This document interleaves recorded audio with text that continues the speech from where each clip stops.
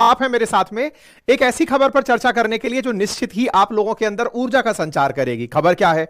इसरो ने हाल ही में स्पेस के अंदर स्पेडेक्स नाम से एक सिस्टम भेजा। अब ये स्पेडेक्स क्या था भाई साहब? स्पेडेक्स के अंदर हमने दो सैटेलाइट्स को अंतरिक्ष में ले जाकर एक दूसरे से जोड़ दिया। ये जोड़ करके हम दुनिया के उन देशों में शामिल हो गए जो इस तरह का इनोवेशन जानते हैं। दुनिया के 4 बड़े देशों में हम शामिल हो गए। आप कहेंगे हेडिंग में डला हुआ है पाकिस्तान, बता रहे हो इंडिया के बारे में, चाहते क्या हो? अरे हम आपको खुशी देना चाहते हैं। हम आपको खुशी इस बात की देना चाहते हैं कि भारत ने हाल ही में एक ऐसा कारनामा किया जिसमें धरती से उड़ा करके हमने 2 सैटेलाइट ऊपर भेजी और उनको भाई साहब एक दूसरे के साथ चिपका दिया। डिटेल में जानना है तो इस पर हमने ऑलरेडी एक बढ़िया सेशन किया हुआ है स्पेडेक्स के बारे में और बताया था कि यदि यह सक्सेसफुल होता है तो भविष्य में भारत भी अपना इंटरनेशनल स्पेस स्टेशन जैसा कोई सिस्टम बना पाएगा। यह भारत के भविष्य के लिए बहुत ज्यादा जरूरी है। अगर अंतरिक्ष में धरती से भी ऊपर के जितने भी सब वो हैं उन तक बहुत आसानी से अगर हमें पहुंचना है। चलिए ठीक है साहब। तो अब ऐसे में अचानक एक खबर आती है कि सर आप ये जानकारी दे रहे हो इसरो की काबिलियत और भारत की काबिलियत के बारे में, हेडिंग पाकिस्तान की क्यों है? देखो, जब हमें खुशी होगी तो पाकिस्तान वाले जलेंगे भुनेंगे, होगा कि नहीं होगा? बिल्कुल होगा।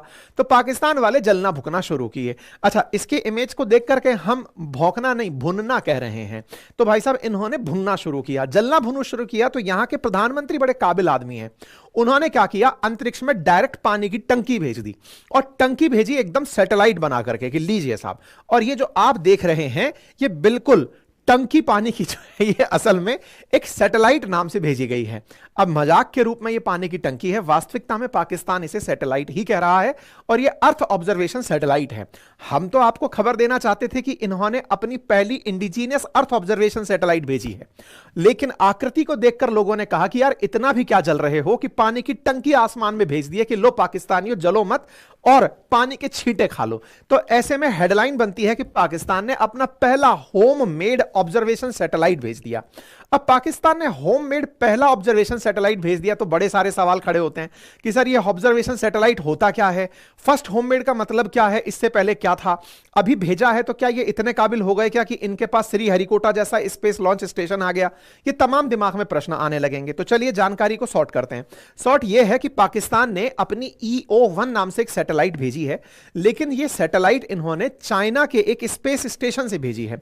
जिकुआन नाम से पाकिस्तान ने चाइना के एक स्पेस स्टेशन से अपनी सैटेलाइट लॉन्च की है। शहबाज शरीफ ने पूरे देशवासियों को इसकी बधाई दे दी 17 जनवरी को और कहा कि भाई पाकिस्तानियों खुश हो जाओ, हमने अर्थ ऑप्टिकल EO-1 नाम से एक सैटेलाइट भेजा है जिकुआन सैटेलाइट लॉन्च सेंटर जो कि चाइना में है। तो पहले तो यह समझिए इनका अपना कोई भी जुगाड़ नहीं है, इन्होंने किसी दूसरे की मदद से इस काम को किया है। तो पहली बात, इनका स्पेस लॉन्च सेंटर जो है वो इन्होंने यूज नहीं किया, इन्होंने चाइना से भेजा। आप कहेंगे सर भारत भी तो ऐसा करता है कि हम भी तो उठा करके फ्रेंच गुयाना से सैटेलाइट्स को भेजते हैं।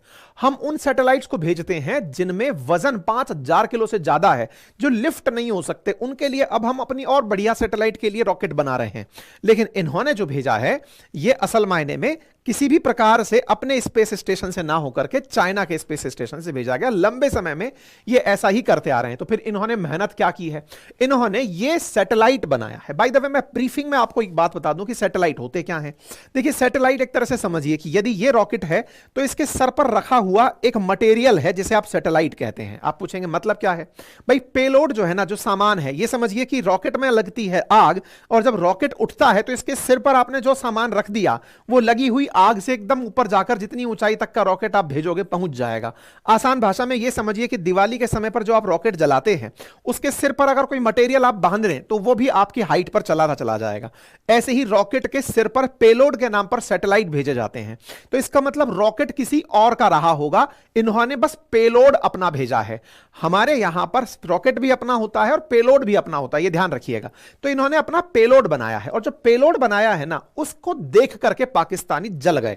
पाकिस्तानियों ने भयंकर तरीके से ट्रोलिंग शुरू कर दी। उनने कहा कि अबे तुम तो पानी की टंकी भेज दियो, क्योंकि आकृति जो है वो अगर आप ध्यान से देखें तो ये पूरी तरह से ऐसा लग रहा है जैसे सिंटेक्स की 5000 लीटर की टंकी हो, बस उसके ऊपर किसी ने बस तीर का निशान बना करके उसे ऊपर की तरफ लॉन्च मार दिया हो। इन दो को अगर कंपेयर करोगे तो लोगों में क्यूरोसिटी इस बात की है कि अरे पाकिस्तानियों हो क्या गया है, इतना भी क्या जलना था कि तुम इसकी जगह टंकी के ऊपर ही बस कैप लगा करके उसे लॉन्च मार दिए हो। ठीक है साहब, लोग इसके ऊपर अपनी अपनी तरफ से देखने के लिए शुरुआत कर दिए, लोग इनके मीम बनाना, मजाक लेना शुरू कर दिए। कुछ ने तो इतना तक कर दिया कि जो पैराशूट अपना जो ऑयल आता है ना, उससे कंपेयर करा के कि भाई आकार में तो बिल्कुल वैसा ही दिख रहा है, इन्होंने वही भेज दिया है।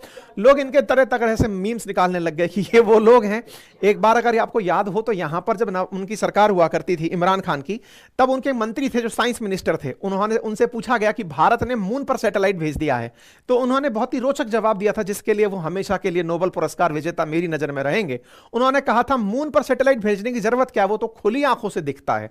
इसीलिए पाकिस्तान पर यह मीम बहुत लाजमी होता है, जिसमें ये कहते हैं कि हमें बाहर अंतरिक्ष में क्या जाना, हम तो सीधा सूरज पर जाएंगे। बोले बेटा सूरज बहुत गर्म होता है, तो बोले हम रात को जाएंगे।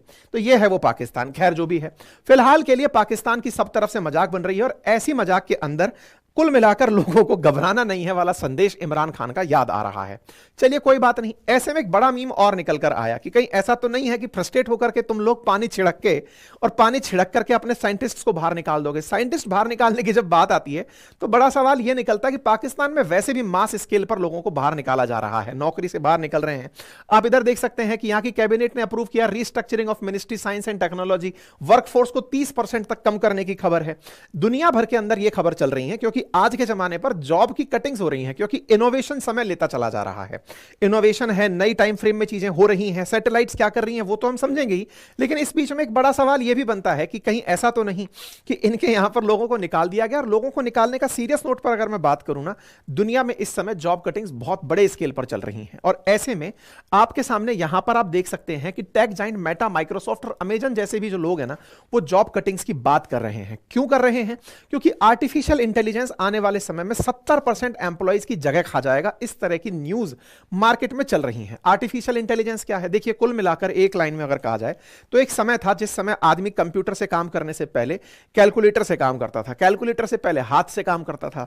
तो हाथ से जब गणित करता था उससे आगे का कैलकुलेटर आया, कैलकुलेटर से आगे कंप्यूटर आया। अब कंप्यूटर भी सब सोचने लग जाए इंसानों की तरह तो वो और फास्ट हो गया, तो आर्टिफिशियल इंटेलिजेंस आया। तो इस बीच में जितने भी काम करने वाले कामगार थे उनका काम टेक्नोलॉजी खाती चली गई। तो आने वाले समय में एआई जिन्हें आता होगा, आर्टिफिशियल इंटेलिजेंस जिन्हें आता होगा, वो आने वाले समय में जॉब के लिए काफी उपयुक्त होंगे। अब चाहे वो सेल से बिलोंग करते हो या मार्केटिंग से, ऑपरेशन से बिलोंग करते हो या एचआर से, आपको जिस भी प्रकार का रोल पसंद हो, चाहे आप टेक रोल्स में हो, फ्रीलांसर हो, एंटरप्रेन्योर हो या किसी भी रोल में हो, अगर आप भी चाहते हैं कि आप आर्टिफिशियल इंटेलिजेंस का उपयोग करना सीखें, तो इसके लिए प्रॉपर एक चैट जीपीटी की ट्रेनिंग अपने ऑडियंस के लिए रखी गई है, बिल्कुल फ्री ऑफ कॉस्ट है। लिंक उसका कमेंट बॉक्स और डिस्क्रिप्शन में दिया गया है, जिसमें आप तमाम प्रकार के जो एआई टूल्स हैं इनका 3 घंटे तक फ्री एआई का चैट क्लास ले पाएंगे। मतलब कि आप इसके अंदर जाएंगे, यहां पर प्रॉपर तरीके से शुरुआती 1500 लोगों को फ्री ट्रेनिंग दी जा रही है। और किस बात की फ्री ट्रेनिंग दी जा रही है? कि चैट जीपीटी का यूज कैसे कर सकते हैं, आप कैसे अपने आप को लाइफ चेंजिंग यूज तरीके से कर सकते हैं। इसके लिए करना केवल इतना है, आप जाकर के कमेंट बॉक्स में जो लिंक दिया गया है वहां से अपने आप को रजिस्टर कर लें, जिससे निश्चित ही जब आप आर्टिफिशियल इंटेलिजेंस सीख जाएंगे, जैसे हम अपनी टीम की बात करें, आज जब हमें कोई कंटेंट बनाना होता है तो कंटेंट बनाने में आर्टिफिशियल इंटेलिजेंस का बड़ा मदद होता है, क्योंकि वो हमें पूरा समराइज करके जानकारी दे देता है। उससे संबंधित जितनी भी खबरें हैं वो हमें एक जगह मिल जाती हैं। अपने आप में एक बड़ा काम एआई इस समय कर रहा है। अगर आप भी चाहते हैं तो जाइए, कमेंट बॉक्स में हमने लिंक पिन किया हुआ है, आप अपने लिए इस तरह का यूज कर सकते हैं। और अभी लगभग 1 मिलियन से ज्यादा ट्रस्टेड ग्लोबल लीडर्स, लर्नर्स के द्वारा इसका यूज किया जा चुका है। आपके सामने कमेंट बॉक्स के अंदर हमने लिंक पिन कर दिया, डिस्क्रिप्शन के अंदर जाकर आप उसे यूज कर सकते हैं। साथियों इंटरेस्टिंग आपके सामने अब कहानी क्या है कि इन्होंने जो सैटेलाइट भेजी, ये सैटेलाइट भेज तो दी, लेकिन जैसे हमारे यहां इसरो है, इनके यहां क्या है? इनके यहां पर space and upper atmosphere research commission, जिसका नाम है सुपारको, वो सुपारको है। और उसने शुक्रवार के दिन ये सैटेलाइट जियोक्वान सैटेलाइट लॉन्च सेंटर से लॉन्च की थी। अच्छा, अब ये पहली स्वदेशी है, इसका मतलब क्या है? इसका मतलब ये नहीं है कि इन्होंने कभी सैटेलाइट लॉन्च नहीं की है। पाकिस्तानियों ने सैटेलाइट लॉन्च की हैं। जिस देश के पास मिसाइलें होंगी वो निश्चित ही सैटेलाइट भी बना सकता है, रॉकेट भी बना सकता है। लेकिन साइंस के प्रति इनका जो इंक्लिनेशन है, यानी कि ग्रोथ के प्रति जो इनका इंक्लिनेशन है, वो बड़ा ही मतलब इस प्रकार का है कि वो इस बात को तवज्जो ही नहीं देते कि कितनी आवश्यकता है फ्यूचर के लिए स्पेस की। ये वही लोग हैं जो पनवाड़ी की दुकान पर खड़े होकर कहते हैं इतना करोड़ रुपया सैटेलाइट पर खर्च कर दिया, इससे अच्छा तो सड़क बना देते या अस्पताल बना देते। क्योंकि आप टेक्नोलॉजी का यूज नहीं समझ पाते, आपकी थॉट में ही नहीं आता कि स्पेस कितना यूज का हो सकता है। जब इन्हें यह समझ में आने लगा, क्यों? क्योंकि भारत ने सार्क कंट्रीज चीज को अपनी तरफ से एक बार ऑफर किया था कि तुम लोग चिंता मत करो, मैं तुम सबके लिए सैटेलाइट भेजने को तैयार हूं, क्योंकि हम इतना प्रोग्रेसिवली आगे सोच पा रहे हैं, तभी हम दुनिया के टॉप 5 में एनी टाइम स्पेस के अंदर खड़े हैं, जबकि हमने बहुत ही बेसिक से काम शुरू किया था। ठीक है, इन्होंने हाल ही में क्या किया है, अपनी इलेक्ट्रो ऑप्टिकल उपग्रह बनाई है। इलेक्ट्रो ऑप्टिकल उपग्रह में किया क्या है इन लोगों ने कि जैसे धरती के ऊपर सनलाइट्स आती हैं, तब जब सनलाइट हमारे सूरज की धरती पर आती हैं तो वो यहां से रिफ्लेक्ट भी होती हैं। जब वो रिफ्लेक्ट होंगी तो रिफ्लेक्शन के बाद में वो अंतरिक्ष में जब लौट रही होती हैं तो उनके द्वारा जो भी मैसेज कैलकुलेट करके ऊपर ले जाए गए हैं। देखिए, मैं आपको एनवायरनमेंट का एक बेसिक सा फीचर समझाता हूं। हम लोग जितना ये समझते हैं ना कि सूरज की रोशनी धरती पर पूरे टाइम आती है, तो धरती पर पूरे टाइम आती है तो फिर वो जाती कहां है? धरती निगल जाती है क्या उस रोशनी को? जी नहीं। ऊर्जा का यह सिद्धांत है कि वो जितनी आई है ना, वो वापस उतनी की उतनी यहां से परावर्तित हो जाती है, और अगर परावर्तित नहीं हुई और वो रह गई तो धरती पर गर्मी का माहौल रहता है। यही कारण है कि एटमॉस्फेयर के चलते, जो हमारे चारों तरफ धरती के एटमॉस्फेयर बना हुआ है, उसके चलते हमारे यहां टेम्परेचर को होल्ड किया जाता है। उससे हमें थोड़ी बहुत ठंड की कमी महसूस होती है। अदरवाइज तो पूरे टाइम अगर टेम्परेचर लौट जाए तो रात को हम सब लोग माइनस में चले जाएं। यही इफेक्ट जब और ज्यादा बढ़ने लगता है तो आप इसे ग्रीन हाउस इफेक्ट के नाम से जानते हैं, कि धरती पर जो सूरज की रेडिएशंस आई थी वो धरती से लौट ही नहीं पाई और इतना ज्यादा रह गई कि यहां पर पूरी तरह धरती का तापमान बढ़ा दिया। और धरती का तापमान बढ़ना ग्लोबल वार्मिंग कहलाता है। मतलब कंसेप्ट सिंपल सा इतना है, ग्लोबल वार्मिंग हो या ग्रीन हाउस इफेक्ट हो, कंसेप्ट इतना है कि सूरज की जो रोशनी आई है वो वापस रिफ्लेक्ट होकर जाएगी। अगर एटमॉस्फेयर या पॉल्यूशन ने उसे रोक लिया तो धरती का तापमान बढ़ाएगी, अदरवाइज वो वापस अंतरिक्ष में चली जाएगी। पाकिस्तानियों ने क्या किया है, सूरज की जो रोशनी धरती पर आ रही है, मान लीजिए पाकिस्तान की धरती पर आई, यहां से जब वो लौट कर निकल रही है उसको ये ऑब्जर्व करेंगे। ये बिल्कुल आसान रूप से ऐसे समझिए, जैसे रडार कैसे काम करता है ना, रेडियो डिटेक्शन एंड रेंजिंग। उसमें होता क्या है कि आप अपने एक पर्टिकुलर उपकरण से, जिसको आप देखते हैं कि एक पैनल सा बना हुआ होता है, छाजड़े जैसा जिसको आप कहते हैं, उससे आप रेडियो वेव्स को आसमान में भेजते हैं। किसी ऑब्जेक्ट से अगर वो टकराता है तो टकरा करके वो वापस आता है, उसी को कैप्चर करके पता लगाते हैं कि कोई ना कोई ऊपर से निकल रहा है। ये लोग क्या कर रहे हैं कि सूरज की रोशनी धरती पर आई, रिफ्लेक्शन मारी, रिफ्लेक्शन को कैप्चर किया अपने इस EO1 जो उपग्रह है इसके अंदर। उससे क्या होगा, इससे पृथ्वी की जानकारी इनको पता चलेगी। क्या पता चलेगी? पृथ्वी की सतह का डेटा मिलेगा, उसकी छवियां एकत्रित होंगी और उनका इलेक्ट्रो ऑप्टिकल सेंसर्स के साथ संग्रह किया जाएगा। तो सर इसमें फायदा क्या होगा? मतलब इस तरह की जानकारियां इन्होंने अगर एकत्रित कर भी ली तो उसका यूज क्या होगा? देखिए, इसका लॉन्ग रन में पाकिस्तान के अंदर यह यूज माना जा रहा है कि अर्थ का ऑब्जर्वेशन जितना अच्छा होता है, क्लाइमेट का असर क्या पड़ रहा है, बारिश का क्या प्रभाव है, सर्दी का क्या प्रभाव है, ये सब चीजें आप लोग उसके अंदर देख पाते हैं। मतलब क्लाइमेट एक ब्रॉड ऑब्जेक्टिव है, उसमें गर्मी का, बारिश का, सर्दी का, इनका जो असर है ये आप समय समय पर देख पाएंगे। यानी कि भविष्य के अंदर यहां की कृषि में ये लोग भी बता पाएंगे कि इस बार सूखा पड़ेगा या इस बार इस तरह का मोमेंटम बन रहा है, इतना जंगल का बढ़ोतरी हुई है।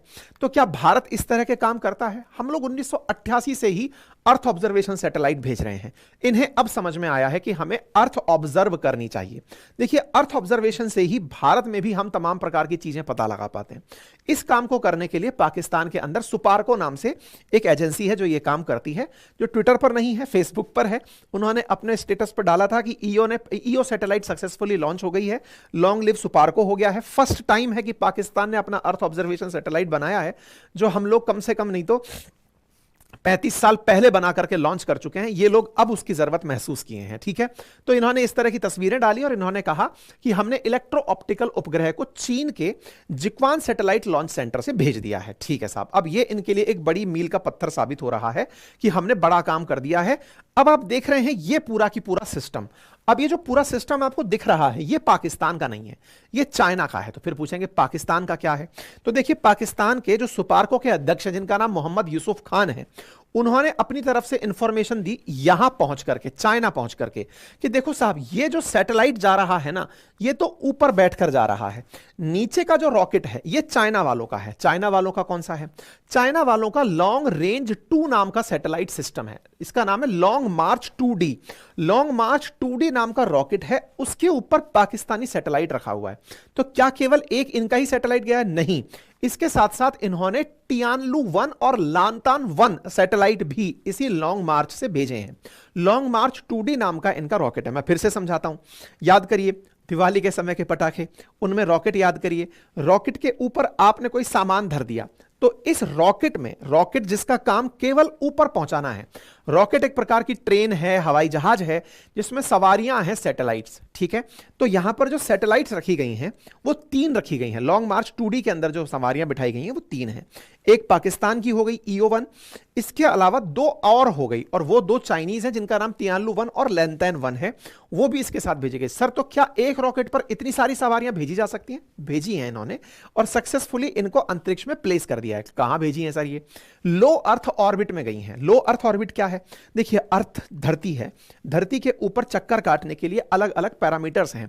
धरती के बहुत नजदीक से 2000 किलोमीटर तक जैसे ही आप स्पेस में एंट्री मारते हैं, उसके बाद 2000 किलोमीटर तक लो अर्थ ऑर्बिट है, और 35,000 किलोमीटर पर हाई अर्थ ऑर्बिट है। 35,000 और 2000 के बीच में मिड अर्थ ऑर्बिट है। तो इन्होंने लो अर्थ ऑर्बिट में भेजी हैं। ये सैटेलाइट पूरे टाइम पाकिस्तान पर चक्कर नहीं काटेंगी, धरती पर चक्कर काटेंगी। जब जब पाकिस्तान के ऊपर से निकलेंगी, पाकिस्तान की सूचना निकालकर पाकिस्तानियों को बताती रहेंगी, ठीक है। कहां से भेजा गया है? जिकुआन सैटेलाइट लॉन्च सेंटर से भेजा गया है। ये कहां है? चाइना के अंदर है। तो यहां पर आप देख सकते हैं, ये जियान और बीजिंग जो आपको दिखाई दे रहे हैं, ऐसे ही यहां पर जिकुआन आपको दिखाई दे रहा है, जहां से इन्होंने अपनी सैटेलाइट लॉन्च की है। ये पूरा की पूरा स्टाफ है, चाइनीज स्टाफ और पाकिस्तानी स्टाफ, ये इस चीज की काम के अंदर मदद कर रहा था, ठीक है। पाकिस्तान की यह सैटेलाइट पाकिस्तानियों को क्या बताई गई है कि साहब कृषि में मदद करेगी, शहरी नियोजन में मदद करेगी, प्लानिंग के अंदर कि भाई देखो इस जगह लोग बस गए हैं, लोग धीरे धीरे इस तरफ बढ़ रहे हैं, तो इस तरफ से हमको आगे बढ़ना चाहिए। पर्यावरण प्रबंधन, आपदा प्रबंधन, इनके अंदर ये उपयोग में ली जाएगी। ये सारी जानकारी इन्होंने अपनी तरफ से दे दी है, ठीक है। तो अब सवाल कुछ तरह से पाकिस्तानियों के द्वारा इस तरह से किए गए, क्योंकि हर कोई ज्ञानी हो जरूरी नहीं है। पाकिस्तान में कुछ अथा ज्ञानी लोग भी बैठे हैं जो कह रहे हैं देखो भारत वालों, हमने तो अपनी स्वदेशी भेज दी, तुम तो कुछ शर्म करो। तो वो जो अनपढ़ जाहिल लोग हैं उनको बताने की आवश्यकता है कि भारत अर्थ ऑब्जर्वेशन सैटेलाइट 1988 से भेज रहा है, और 1988 से भेजते भेजते अब हमने जब पेज निकाला इसरो का, तो उसमें 5 पेज तक तो केवल हम अर्थ ऑब्जर्वेशन सैटेलाइट की ही जानकारी दे रहे हैं कि हम कितनी सैटेलाइट भेज चुके हैं। 44वें नंबर तक अभी आपको यहां विजिबल है, ऊपर के जो नंबर से वो विजिबल नहीं है, ठीक है। 5 पेज तक जिसकी जानकारी हो, हम इतनी सैटेलाइट्स ऑलरेडी भेज चुके हैं। खैर कोई बात नहीं, पाकिस्तान की पाकिस्तान जाने, पड़ोसी तरक्की करे, ये हमारे लिए भी अच्छा है, ताकि वहां आतंकी ना पनपे और वो ग्रोथ पर ध्यान दें, ताकि हेल्दी कंपटीशन हो। और जब हेल्दी कंपटीशन होगा तो आतंक की तरफ यानी जान गंवाने के लिए कोई बम लगाकर तो नहीं घूमेगा। इस थॉट के साथ फिलहाल के लिए इतना ही।